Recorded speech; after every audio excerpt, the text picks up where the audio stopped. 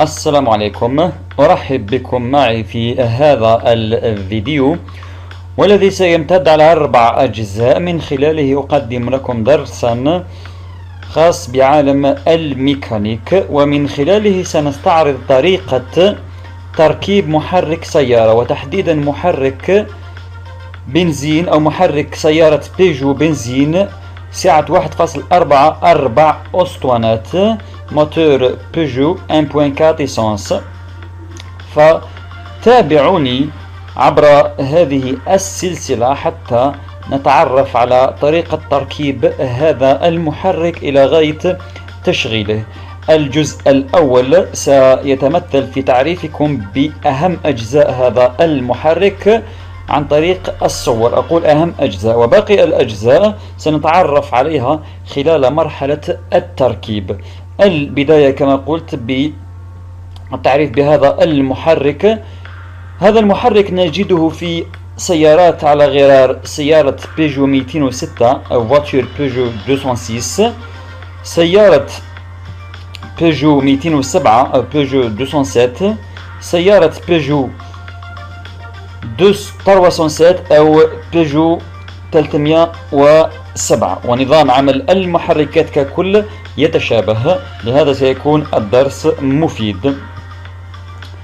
البداية أو الانطلاقة ستكون بالتعريف بأهم أجزاء هذا المحرك. قلت باقي الأجزاء سنتعرف عليها مفككة أكثر خلال عملية التركيب عن طريق الفيديو.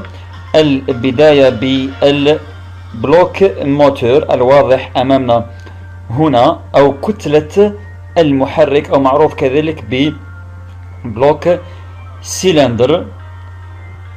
لدينا كذلك كارتر شابو دو باليي دو فيلبريكان، كذلك هذا الجزء يتم تركيب البلوك موتور عليه، وبينهما يكون العمود المرفقي، أو العمود المرفقي هنا، أو ما يعرف بالفيلبريكان. لدينا كذلك لاكيولاس، وهي الجزء العلوي من المحرك بتركيب مختلف مكوناتها التي سنتعرف عليها فيما بعد. لدينا كذلك هنا الفيلبريكان أو العمود المرفقي، هو الأساس في المحرك. لدينا كذلك لشميز، لي بيستون إلي بيال، وهي أجزاء مركبة على بعضها البعض، سنتعرف عليها مفككة أكثر في الدروس القادمة. لدينا الفولون موتور موضحة أمامنا هنا. لدينا كذلك كارتر دويل أو كارتر انفيريور، أو الغطاء السفلي للمحرك، والذي يتم وضع أو يحمل زيت المحرك. لدينا كذلك لا بومباو أو مضخة الماء فيما يخص عملية تبريد المحرك. لدينا كذلك لا بومباويل أو مضخة الزيت التي تتولى تزييت المحرك، هي واضحة أمامنا. لدينا كذلك الكوفر كولاس أو كاش كولبيراتور، وهو الغطاء العلوي للمحرك، يتم تغطية المحرك من الأعلى، يعني من لاكيولاس. ولدينا في الأخير ديسك دومبرياج ولا ديسك دومبرياج، يعني هذه أهم الأجزاء. باقي الأجزاء طبعا وهي لازالت موجودة، سنتحدث عنها في الأجزاء الباقية أو الدروس المقبلة بتفصيل أكبر من خلال فيديو عملية التركيب. واصل طبعا استعراض أمامكم الأجزاء الرئيسية للمحرك المعروفة بالبلوك موتور كما موضح، أو كتلة المحرك، أو البلوك سيلندر، يبدو بهذا الشكل الذي من خلاله يتم تركيب البيستون أو لشميز بيستون أو لي بيستون كذلك لبيال في هذه النقطة. يا الصورة واضحة أمامكم. لدينا كذلك الكارتر شابو دو باليي دو فيلبريكان، والذي من خلاله كما قلت الذي يتم تركيب الفيلبريكان عليه، ثم نضع البلوك موتور عليه، يعني يتحول إلى كتلة واحدة. لدينا كذلك لاكيولاس أو الجزء العلوي من المحرك، هي واضحة أمامنا بهذا الشكل، وسنتعرف على أجزائها أو مكوناتها.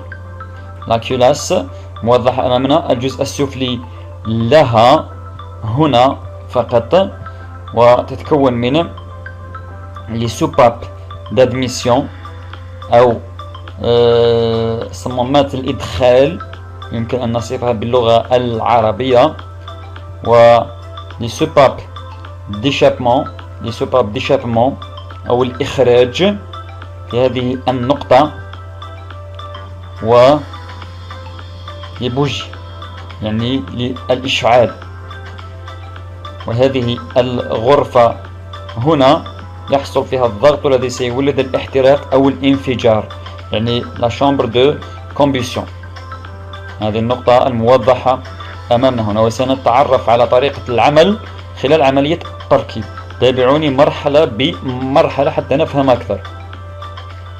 وباقي الملحقات والتي يتم تركيبها طبعا على لاكيولاس متمثلة ب كوليكتور دادميسيون أو الإدخال، يتم إدخال من خلاله الهواء وحقن البنزين كذلك هنا.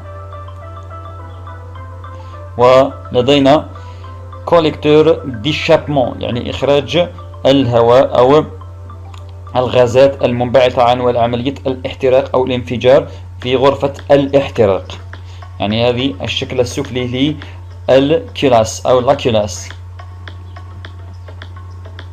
لي سوباب دادميسيون أو لي سوباب ديشابمون تبدو بهذا الشكل، يعني لما تكون مفككة، لاحظوا الصورة هنا، لما تكون كذلك مركبة تابعوا جيدا، يعني 2 2 2، وتختلف عددها من محرك إلى آخر، يعني تلتقي مع العنصر المسمى ب لي بيستون في منطقة غرفة الاحتراق أو لا شامبر دو كومبيسيون. نتعرف أكثر على ذلك، تابعوني فقط.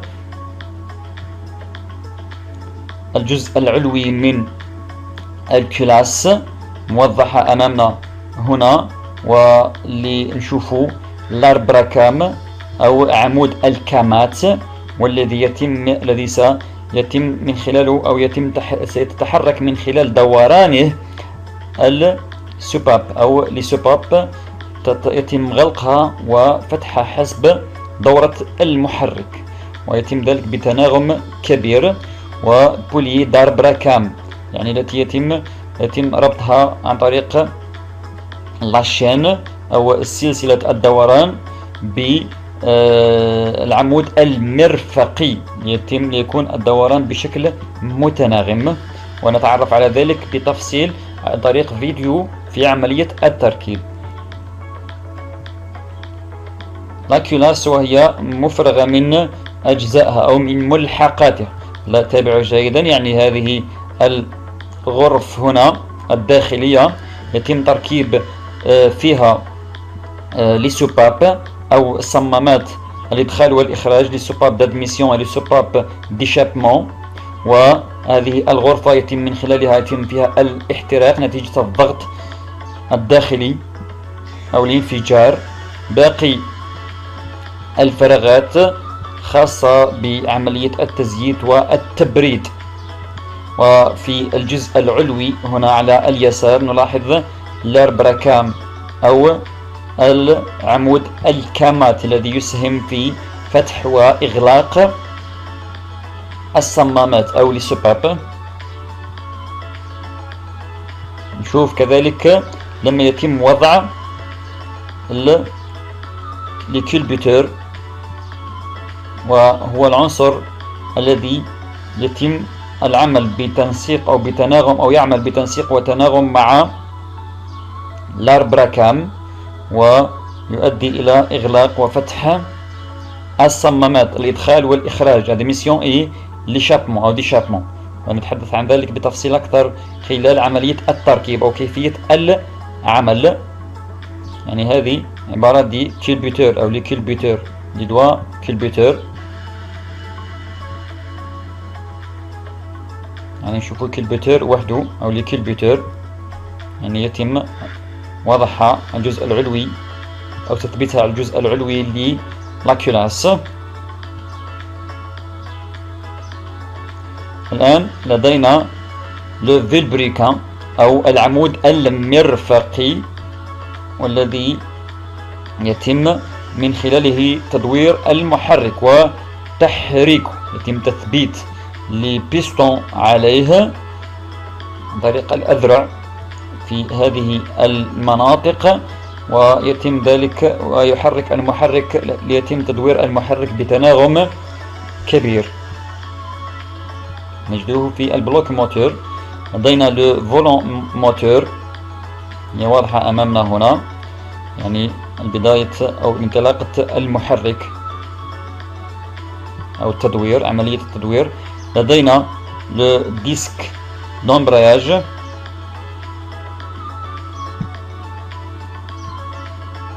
لدينا لي شميز بيستون، يعني لي شميز بيستون، لي بيستون يتم إدخالها في هذه الفراغات هنا، والتي تتحرك مع دورة الفيلبريكان أو العمود المرفقي، وهو ما يؤدي إلى انفجار داخلي أو احتراق داخلي يولد الطاقة ويسهم في دوران المحرك بتناغم كبير، وسعتها تختلف من محرك إلى آخر. لدينا هنا لي بيستون، هنا في الأعلى لي بيستون في الأعلى، هذا الجزء العلوي والذي يتحرك ويلتقي بالكلاس في منطقة الاحتراق أو لا شامبر دو كومبيسيون، ويتم تثبيتها من الجزء السفلي بما يعرف بالليبيال أو الأذرع السفلية بالفيلبريكان، الفيلبريكان أو العمود المرفقي. هنا هذا الجزء السفلي. لدينا الكارتر دويل أو الكارتر انفيريور، يعني الغطاء السفلي للمحرك والذي يحمل زيت المحرك هنا، ومن خلاله يتم تزييت المحرك. عملية تزييت ضرورية جدا، وعن طريق لا بومب أويل أو مضخة الزيت، والتي تتولى تزييت المحرك ويتم تدور بتناغم مع دورة المحرك، وأشكالها تختلف من محرك إلى آخر. طبعا نحن الآن أمام محرك كما قلت بيجو 1.4 بنزين. لدينا الكوفر كولاس أو الكاش كولبيراتور أو الغطاء العلوي للمحرك، يعني آخر ما يتم تثبيته عند تركيب المحرك. يعني هذه أهم أجزاء المحرك، والتي يتم من خلالها أو تتم من خلالها دورة المحرك الكاملة بعد تركيبها دورة بتناغم. نتعرف أكثر على تفاصيل أخرى، على أجزاء أخرى في الأجزاء القادمة.